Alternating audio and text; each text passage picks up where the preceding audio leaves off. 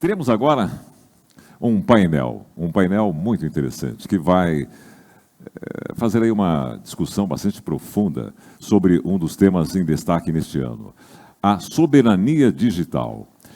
É possível controlar os dados na internet? Que pergunta, hein? Os debatedores vão analisar esse cenário de proteção de dados diante da inovação digital. E para quem está aqui na plateia, já sabem, as perguntas podem ser enviadas para o telefone que aparece no telão, 11 98888 5822. É mais fácil olhar para o telão do que aqui para o tablet. E para quem está nos acompanhando pela TV Security, simples, é só acessar a plataforma da TV Security. Muito bem, quero convidar para mediar ela que veio da cidade do Porto. E sem sotaque, acreditem, por favor, Leia Machado, vamos aplaudir a querida Leia Machado, que é editora da Security Report. Que bom te ver. E também do Security Leaders, não é? Então, fique à vontade para receber nossos convidados. Vamos receber, primeiramente, o Head de TI, Inovação e Transformação do Grupo APPC, Cleiton Soares, convidando também a diretora adjunta de Gestão de Riscos e Privacidade de Dados do Grupo NC, Regina Malta, DPO e Head de Segurança da Informação da AEC, Roberto Toscani, e o Head de Data Protection Sola da Thales, Abílio Branco. Agora sim, vamos aplaudir, receberem mais um timaço aqui na Arena Security Leaders. O Cleiton Soares, a Regina Malta, o Roberto Toscani, o Abílio Branco, que agora serão comandados, ou mediados, por assim dizer, pela Leia Machado. Muito bem-vindos, mais uma vez. Fiquem à vontade, boa apresentação.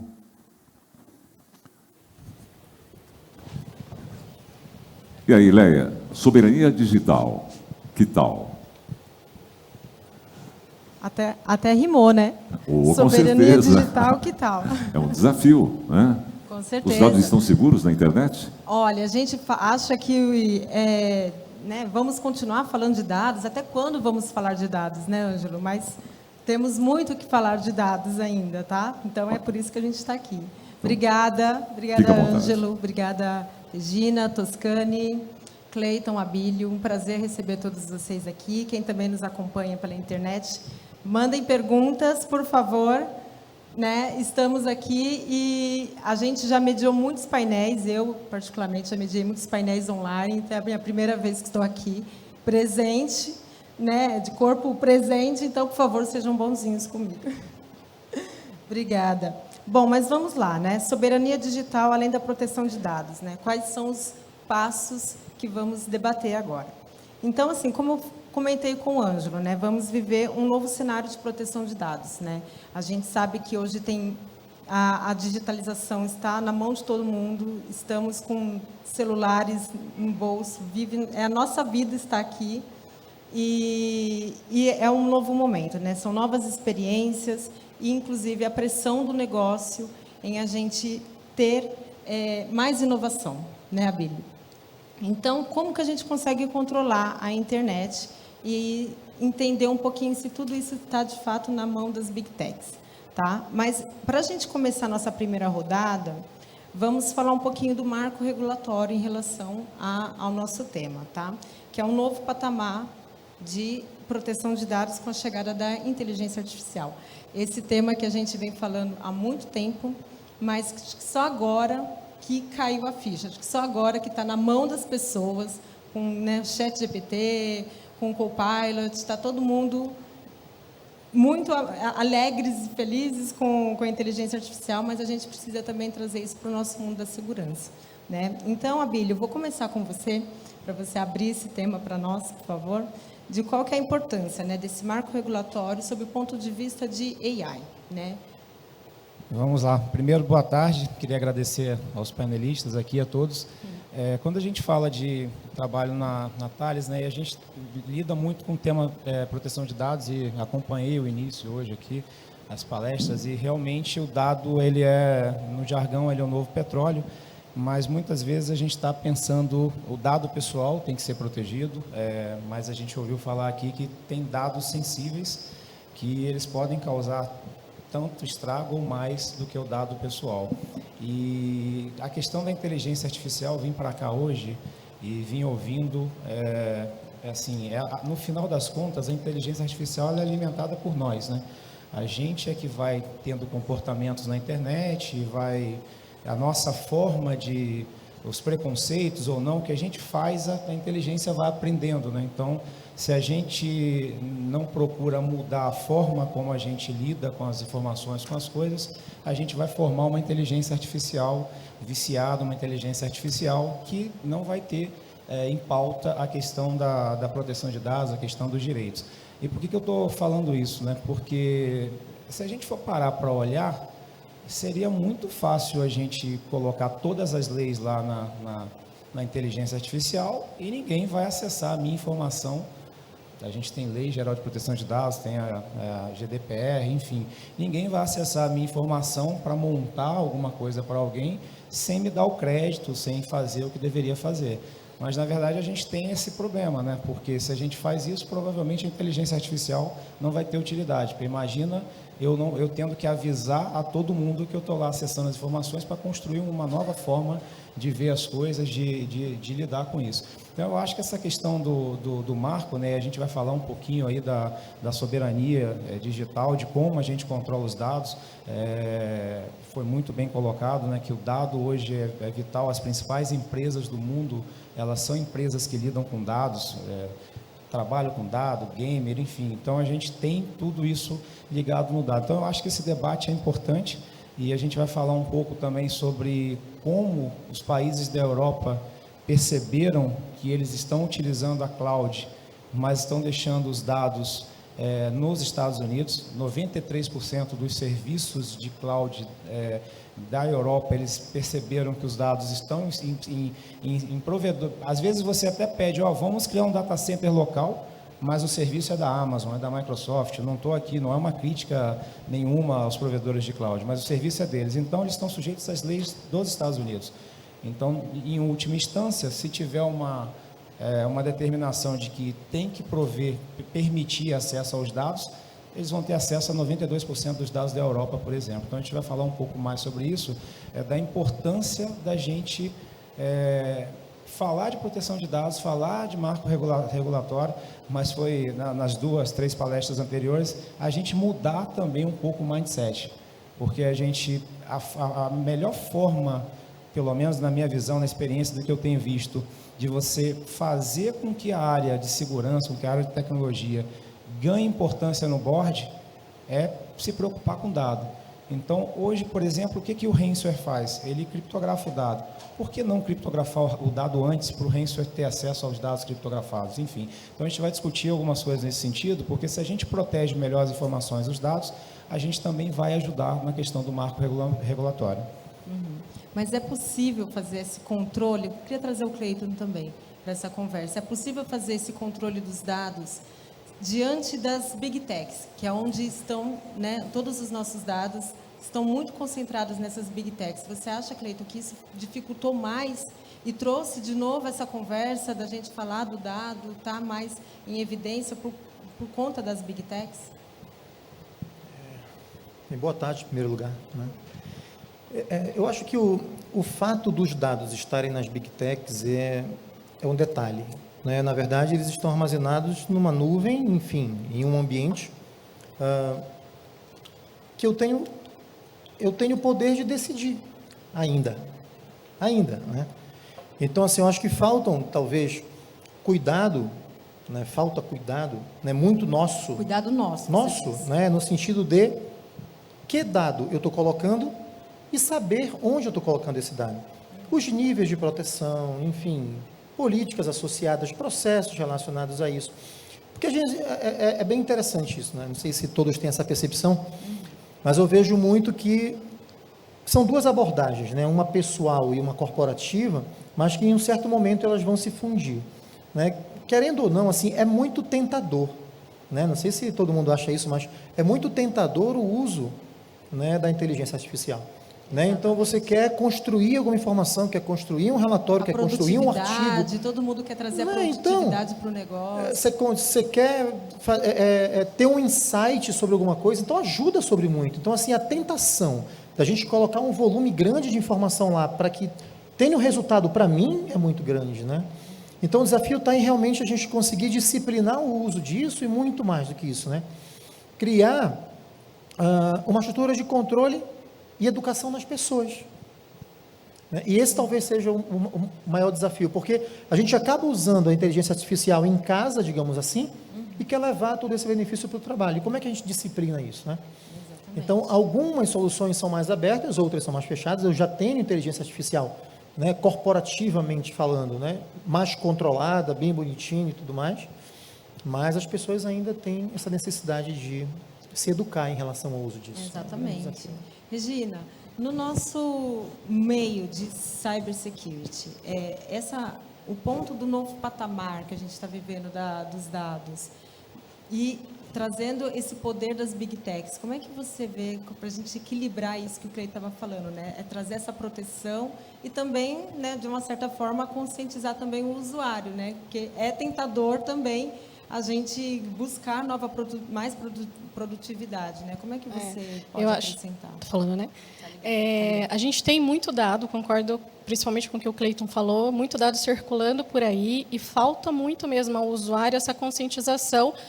O porquê que eu estou colocando esses meus dados ali, para onde está indo, e por parte das empresas, em garantir que ela vai ter produtividade, ou que ela vai criar um produto novo, e que ela precisa de dados para isso, dados é o novo petróleo, mas que faça isso de uma maneira consciente e segura, não só para a empresa, não só para não criptografar os dados da empresa, mas pensando nos dados pessoais, na pessoa lá na outra ponta, né?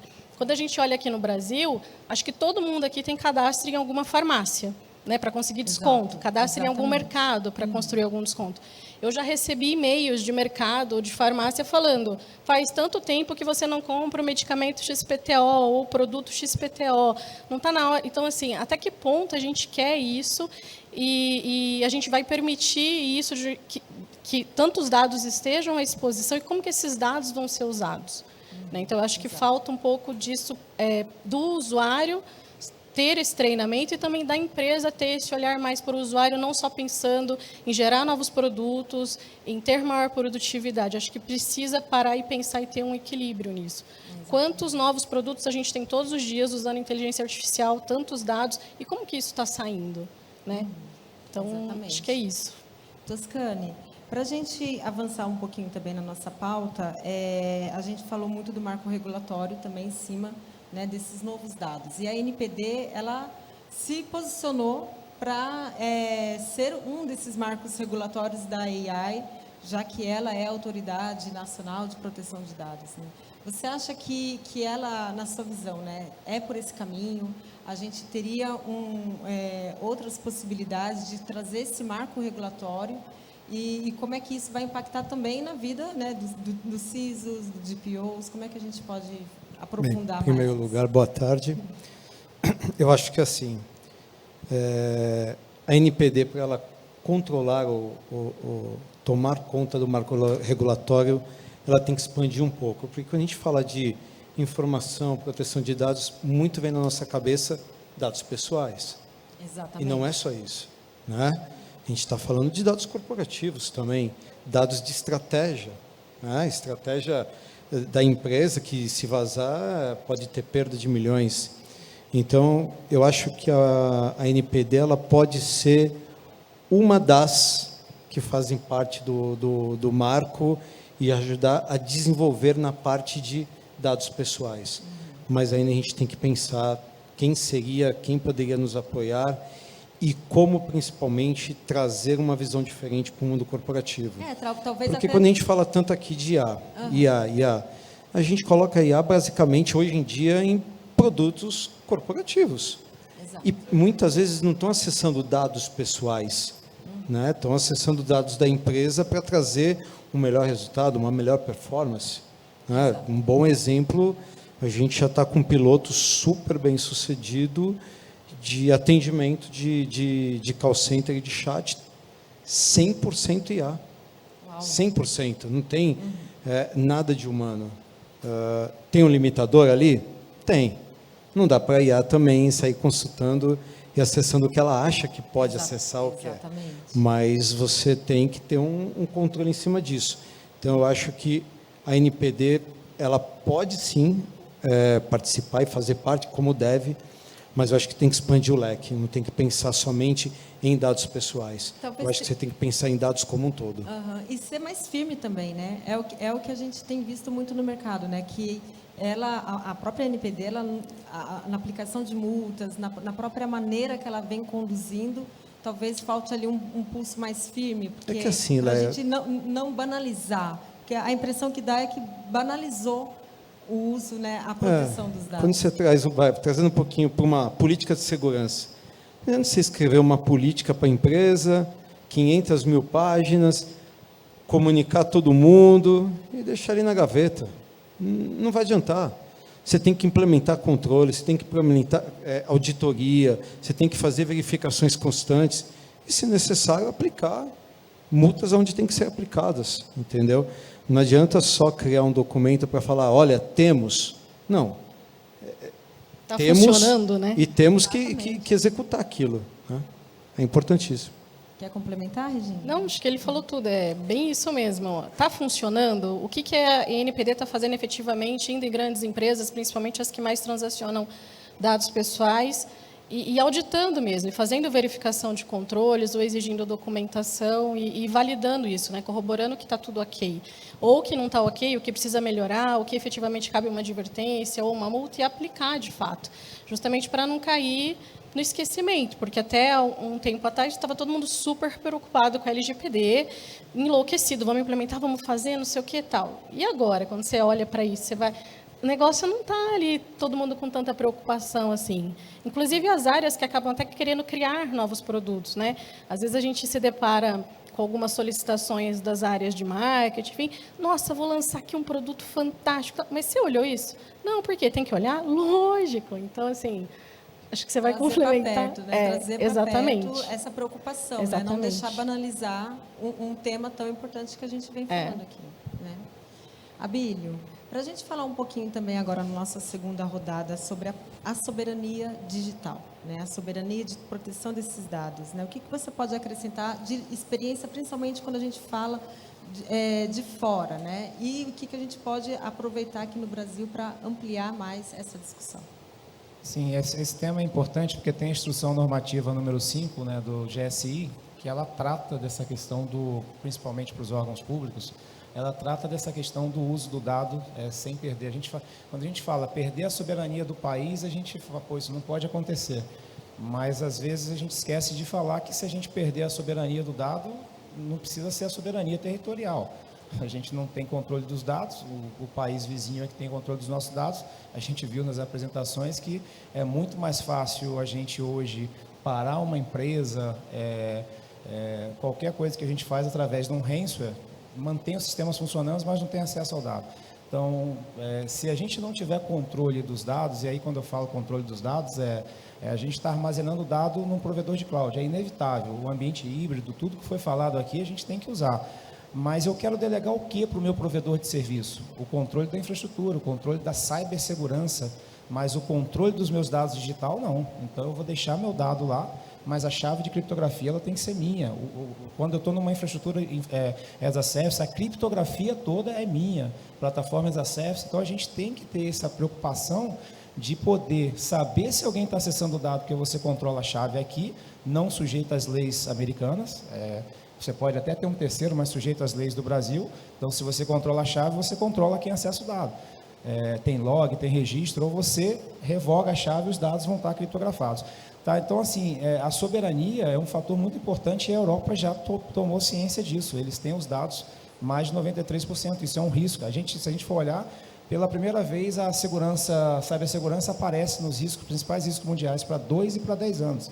Antes era só para 10 anos, ela já vem como um risco, como a pandemia, tudo isso, por conta disso. Quem tiver mais acesso à informação vai acabar tendo um diferencial. E só para passar e trazer para reflexão, a gente ainda vê muita dificuldade não é uma crítica. Eu sempre trabalhei com cibersegurança, quando fui trabalhar na Thales mais focado em dados, é uma mudança de paradigma, né, porque a gente está acostumado a ver outras coisas, mas ainda há uma resistência grande de começar a fazer a proteção de dados. Mas essa resistência é da onde? Que Não, você resistência... Não corporativa, pessoal? Eu digo uma resistência por cultura. Se a gente vai falar de proteger a infraestrutura, a gente começou fazendo proteção de borda, aí depois começou a segmentar para evitar ataque horizontal, vertical, mas a gente começou fazendo alguma coisa. Quando a gente fala de proteção de dados, a maioria prefere entrar em pânico e nem começa protegendo aquilo que é mais sensível. A gente tem que começar por algum lugar.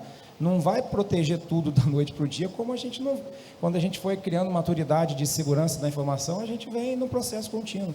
Então, a reflexão que eu faço estou indo para o ambiente de cloud, por que não já pensar que eu tenho que controlar os meus dados e quero delegar só a questão da infraestrutura e da cibersegurança, não a segurança digital? Então, é importante pensar que, se a gente for ficar olhando, eu não posso compartilhar dado, a gente tem que priorizar o que é mais crítico, o que vai causar mais dano, e aí a gente começa a proteger aquilo ali e vai aumentando a proteção. Então, essa é a reflexão que eu trago. Por favor, Eu tenho um pontinho para colocar, porque eu entendo assim, eu vejo bem que a soberania digital, ela é ela é bem mais ampla, a discussão. Por quê? Será que a gente, quando digo a gente, nós aqui, né, esse público aqui, será que a gente quer, de fato, desenvolver alguma coisa, iniciar um tratamento ou uma proteção? Será que não e a gente não está muito confortável com esse produto que está lá pronto? E que, enfim, eles estão lá desenvolvendo, estão avançando e a gente consumindo. Será que a gente já não se acomodou nesse papel de cliente consumidor dessa tecnologia? Aí essa é uma discussão que vai além disso aqui, vai para a educação, formação, investimento do governo em tecnologia e a gente produzir e ter a nossa independência. Mas de repente é culpa nossa. De repente a gente pode ter se acomodado em ser cliente e querer de fato só consumir essa tecnologia, entendeu? Por isso que você acha que você bem banalizou essa acho. proteção? Banalizou. Você acha, Rê? Eu ainda tenho esperança. Mas, porque que senão, todos joga a esperamos, toalha, né? desiste, vamos fazer outra coisa. Mas eu acho que sim, acho que o ser humano é muito consumista, né? Quanto mais, e aí quando você, falando de dados pessoais em si, né? Você fala que você vai ter um desconto, o olhinho já brilha, né? E aí já tá, o que eu tenho que fazer para ter um desconto? Como que é? Tem até um vídeo no YouTube que mostra você entrando numa farmácia e o pessoal, deixa eu tirar uma foto, me dá seu CPF, qual o nome do seu cachorro, o nome do seu melhor amigo, e várias pessoas passando ali a informação. E aí a pessoa ainda brinca, porque para o banco tudo bem, né, você passar essas informações. Aqui na farmácia é meio estranho, mas você não quer um desconto? Não, eu quero. Então, assim, a gente se acomodou, sim, e não tem o letramento, né? A gente tem um analfabetismo digital muito grande no Brasil ainda. Então, as pessoas, elas só dão atenção quando dá um problema, quando você escuta uma notícia, vazamento de dados. Não, peraí, meus dados vazaram? O que aconteceu? Ou quando você cai num golpe, né? Então, e isso ainda é muito comum na população brasileira. Então, eu acho que precisaria de uma atuação mais firme, mais presente, para que isso realmente impulsione e tenha um caminho correto. E essa atuação firme, Toscani, também faz parte do trabalho de vocês, como CISOs, como evangelizadores e líderes dentro das organizações, que a gente trata, né, fala de dado, fala de proteção, também uma responsabilidade de vocês também? Com certeza. Eu acho que, bem pontuado, falta uma conscientização de todos, mas essa conscientização tem que sair do líder de segurança, de privacidade, tem que definir as regras, tem que colocar as regras em pauta e orientar todo mundo quanto a isso. Se você deixar algum ponto ou outro em aberto, a pessoa, e é do ser humano, cada um vai tomar a decisão que acha que tem que tomar, né? O Abílio falou uma coisa interessante. Poxa, a gente tem que compartilhar dados, mas não pode compartilhar, tá? Mas se não compartilho, eu não tenho o meu negócio, não pode ser muito 880, né? Volta a minha conversa anterior. É super importante você definir controles, você definir como que você quer monitorar e controlar aquele dado. A gente sabe que o dado vai estar em nuvem, vai estar muitas vezes não tão protegido, em alguns momentos o dado vai estar em algum estado. Por exemplo, Virgínia, vamos pegar a Virgínia dos Estados Unidos, que tem uma lei de proteção lá, mas é válido somente para quem é do local e faz transações locais. Então, se o juiz falar, eu quero o dado da tal empresa, eles vão entregar. Ah, mas eu tenho um contrato com você, que o dado é protegido. Não, mas eu tenho que seguir a regra aqui da Virgínia, porque meus data centers estão aqui, aquela coisa toda. Famoso, você não leu as linhas minúsculas no contrato? Ninguém lê. É mais ou menos isso. Então, é importante você saber os limites, o que você pode cobrar, e a soberania nem sempre é só nacional, é a soberania dos seus próprios dados, pessoal, né? mesmo. A soberania pessoal. Hoje mesmo, posso falar que a gente está com um trabalho forte com um parceiro nosso de que tudo que é dado pessoal de colaborador da minha empresa não vai estar na Virgínia, ponto. Ele vai migrar para a Europa, porque trazer para o Brasil ainda, quem sabe, né, o custo do Brasil é alto demais, então sobe demais o valor, mas a Europa não sobe tanto. E a Europa atende requisitos da lei brasileira, então ele já está com essa missão de migrar todos os meus dados para a Europa, mas porque é uma definição da empresa que bateu o pé, senão eu estou saindo. Então, acho que é importante a gente também, muitas vezes, pensar, soberania nacional, mas vamos pensar dentro de casa. Eu como pessoa, depois eu como empresa, e vai crescendo, crescendo. Eu acho que é um movimento que tem que se expandir cada vez mais rápido. E assim, eu concordo muito com a Regina, a conscientização é essencial. A gente percebe que o povo brasileiro em si não tem ainda esse DNA, essa cultura de segurança, essa cultura de proteção de dados. Se você pagar qualquer pessoa, mas pagar algumas pessoas na rua, é verdade. Vão falar o nome do cachorro, do papagaio, a senha, vão falar tudo, porque para eles é super normal o tema. Eles, talvez a gente vê tantas propagandas de banco, instituições financeiras fazendo, né? Não entrega seus dados, ou então, segura ali a senha. Talvez a gente expandir muito mais ainda para falar do próprio dado, né? O CPF, né? Você fala em alto, bom som para todo mundo ouvir o número do seu CPF numa farmácia, por exemplo. Uma coisa importante que você estava falando, a gente tem muita legislação local, né? E aí a gente é praticamente advogado também, porque a gente precisa saber o que cada local, onde está a sede de cada empresa, para saber se a gente pode ou não. Então, uma coisa que eu sinto falta também é talvez um padrãozão mais global, assim como você tem para a contabilidade, o IFRS. Então, para esse tema, eu acho que falta alguém chamar isso e conseguir dar uma padronizada naquilo que for possível, para que a gente também não fique assim tão deslocado e perdido na hora que tem que fazer alguma análise de risco, de segurança. Nos Estados Unidos, cada estado tem uma legislação de proteção diferente. Isso os que têm, né? Porque tem alguns que nem têm. Nem tem. Exatamente. Nosso tempo está quase acabando. Já levantaram uma plaquinha, mas já tenho aqui uma pergunta, Bílio, eu vou passar para você. Qual a percepção sobre como o GSI vem tratando analogias sobre soberania digital e território? Então, eu vou falar um pouco depois da minha apresentação sobre soberania digital. A soberania de dados é um item dentro da soberania digital.